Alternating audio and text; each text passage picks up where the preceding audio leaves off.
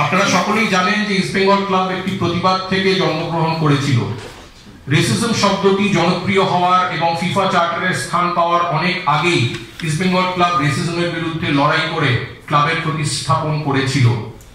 সেই থেকে east Bengal club সর্বদাই জাতিগত ও সাম্প্রদায়িক নিপীড়নের বিরুদ্ধে লড়াই করা থেকে শুরু করে 1943 সালের বাংলা দুর্ভিক্ষ থেকে আইলা এবং অতি সম্প্রতি কোভিড-19 মহামারী ক্ষতিগ্রস্ত মানুষদের পাশে দাঁড়ানো পর্যন্ত অনেক জন আন্দোলনের অগ্রভাগে ছিল। এমনকি দেশের স্বাধীনতা যুদ্ধে ইস্ট বেঙ্গল ক্লাব এবং তার বহু সদস্যের সক্রিয় ভূমিকা কারোর অজানা নয়। বাংলাদেশে সংখ্যালঘুদের পরিকল্পিতভাবে আক্রমণ করা আমাদের ক্লাবের সমর্থকদের খুব গভীরভাবে প্রভাবিত করেছে। আমাদের সমর্থকদের অধিকাংশেরই পূর্বপুরুষের শিকড় পূর্ববঙ্গ তথা বাংলাদেশে। আমাদের অনেক সমর্থকের পরিবার, আত্মীয় স্বজন দেশভাগের আগে এবং পরবর্তী সময় এবং 60-এর দশকের শেষের দিকে এবং 70-এর দশকের প্রথম দিকে এই ধরনের আক্রমণের শিকার হয়েছেন। আমরা তাদের থেকে প্রচুর ফোন এবং ইমেল পাচ্ছি, যেখানে তারা আমাদেরকে এই বিষয়টি যথাযথ জায়গায় উত্থাপন করার অনুরোধ জানিয়েছেন। এমনকি আমাদের সমর্থকরা যারা পশ্চিমবঙ্গ এবং ভারতের অন্যান্য অঞ্চল থেকে এসেছেন, তারাও বাংলাদেশের পরিস্থিতি নিয়ে গভীরভাবে উদ্বিগ্ন। বাংলাদেশের সংখ্যালঘুদের উপরে এই ধরনের ব্যাপক নিপীড়ন বন্ধ হওয়া দরকার। আমরা সকল কর্তৃপক্ষের কাছে অনুরোধ করতে চাই যে তারা যেন দয়া করে এই সমস্যাটিকে সর্বোচ্চ অগ্রাধিকার দিয়ে সীমান্তের ওপারে আমাদের মা, বোন এবং ভাইদের বাঁচাতে এবং শান্তি স্থাপন করতে দিশা দেখান। আছে, শৌকত আছে, আমরা আছি। Whatever your questions will answer. সৈকতে সংখ্যালঘু বলতে আপনি কোন সম্প্রদায়কে বোঝাচ্ছেন? ওখানে বৌদ্ধ মন্দিরও মঠ সেটাও ভাঙচুর হয়েছে, আবার হিন্দু মন্দিরও ভাঙচুর হয়েছে। ওই জন্যই সংখ্যালঘু টার্মটা ইউজ করেছি। এখানে কোনো পার্টিকুলার সম্প্রদায়ের নাম নেওয়া হয়নি। সংখ্যালঘু মানে যারা মাইনরিটি তারা। না, আপনারা এমনি মানে এটা কি কেন্দ্রীয় সরকারের কাছে আবেদনের মাধ্যমেই রাখতে চাইছেন, না সক্রিয়ভাবে কি? যেমন ধরুন এখানে লেখা আছে আপনাদের, যেমন যে একটা সময় আপনারা শরণার্থীদের পাশে ছিলেন, তাদের আশ্রয় দিয়েছেন, এখন যদি এরকম কেউ আসে তাদের জন্য কি ইস্ট বেঙ্গল ক্লাব কিছু ব্যবস্থা করবে? না, ইস্ট বেঙ্গল ক্লাব ব্যবস্থা করবার জন্য নেই। ইস্ট বেঙ্গল ক্লাব পাশে থাকবে, দিশা দেখাবার চেষ্টা করবে। দরকার মতো আমরা প্রাইম মিনিস্টারের কাছেও চিঠি লিখব আগামী দিনের পরিস্থিতি সেরকম হলে। আমরা একটা জিনিস মানুষের কাছে পৌঁছে দিতে চাই, কারোর বিপদে পড়লে তার পাশে আছি, ক্ষুদ্র ক্ষমতা নিয়ে হলেও সেটাই আমরা রাখতে চাই। এবং আমরা সবাই প্রত্যেকেই, আমরা যারা ইস্ট বেঙ্গল ক্লাবের সমর্থক সভ্য এখানে যারা আছি, প্রত্যেকেই এটা নিয়ে উদ্বিগ্ন। আমরা চাই তাদের পাশে থাকতে, কিন্তু আমাদের ক্ষমতা তো খুব ক্ষুদ্র। সেই অনুযায়ী আমরা পাশে আছে এই বার্তাটা আমাদের দিতে চাই। এটাই আমাদের প্রথম কর্তব্য বলে আমাদের মনে হয়েছে।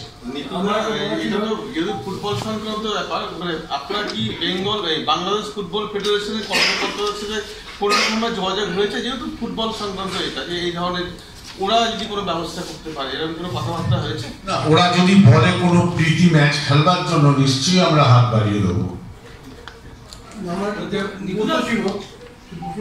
এই যে বাংলাদেশের রাজনৈতিক একটা তালাপন থেকে হচ্ছে, আর না রাজনীতির সঙ্গে কিভাবে নিবন্ধন করে প্রতিবাদটা আসবে? আপনারা আমরা ভুল জায়গায় নিয়ে যাওয়ার চেষ্টা করছেন, আমরা ওই পথে যেতে চাই না। রাজনৈতিক পরিপ্রেক্ষা যেখানেই এসে দাঁড়া, আমরা আমাদের মা, বোন, ভাই বোনদের পাশে, ওখানে আত্মীয় স্বজন এবং ইস্ট বেঙ্গল ক্লাবের সমর্থকদের পাশে থাকতে চাই। এখানে রাজনৈতিকটাকে ঊর্ধ্বে রেখেই থাকতে চাই।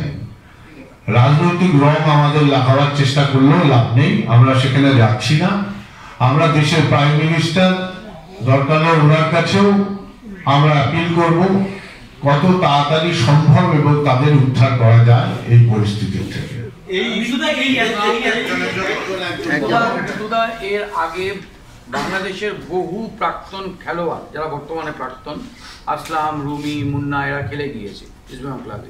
ইস্ট বেঙ্গল ক্লাবের সঙ্গে বাংলাদেশে ফুটবল মহলের একটা আত্মিক যোগ রয়েছে এবং একই সঙ্গে বসুন্ধরার সঙ্গে মাঝখানে আপনাদের কথাবার্তাও হয়েছিল ক্লাবের কিছু উন্নয়নের জন্য। সেক্ষেত্রে আপনারা কি বাংলাদেশের ফুটবল ফেটার্নিটি যারা সংখ্যা লঘু নয় সংখ্যা গুরু তাদের কাছে আবেদন জানাবেন যাতে বাংলাদেশে এই যে অত্যাচার সেই অত্যাচার বন্ধে তারা একটু উদ্যোগী ভূমিকা নেন? না, এটা কেন্দ্রীয় সরকার কান্ট্রি ওয়াইজ এটা করা উচিত।